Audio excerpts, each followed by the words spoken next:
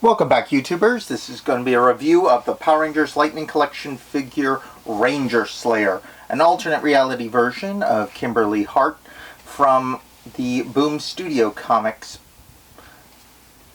Power Rangers series.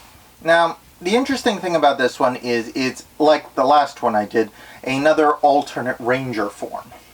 The Lord Dracon one I did is a combination of the green and white Power Rangers from the first two seasons of Mighty Morphin. But this one is a combination of elements of another thing Boom Studios did.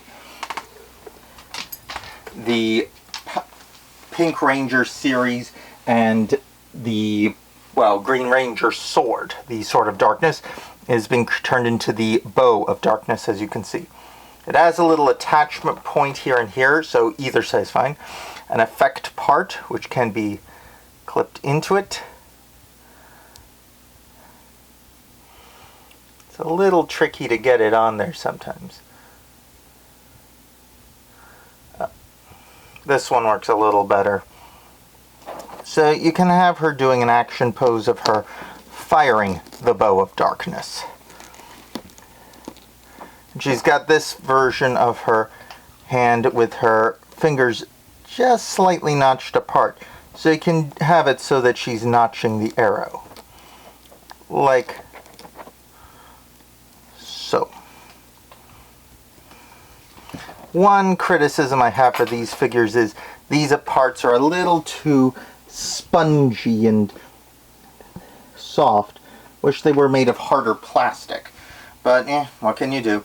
It's also a darker pink than the regular Pink Ranger figure has, so fits with the motif of her being a dark, evil version.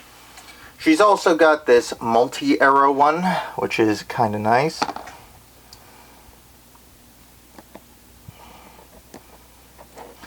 Pop that in same way.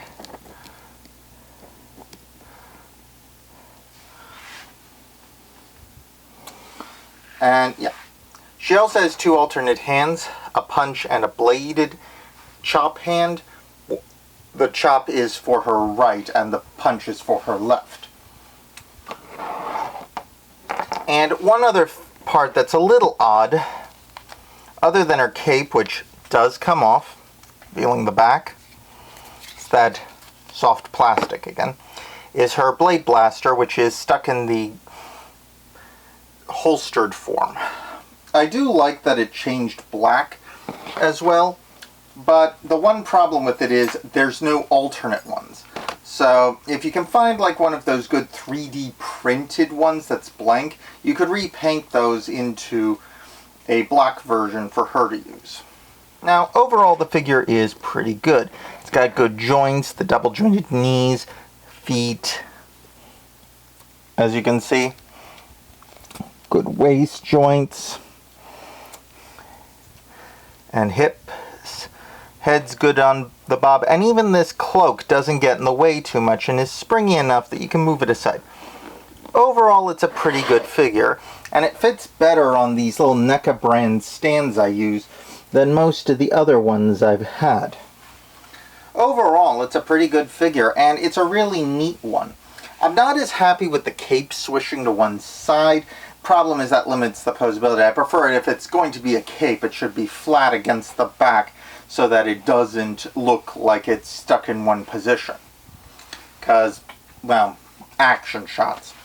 But that's a minor quibble. I do wonder why it's frayed so much, but again, minor thing. The box is pretty standard. Has the little thing on the side where you can see part of the Ranger's face. Back has a single pose. It does feel a little inspired by Japanese boxes I've seen, but I really wish they put more listings of what comes in it on the back. Plus, there's no previews of other figures in the series or which one it's part of.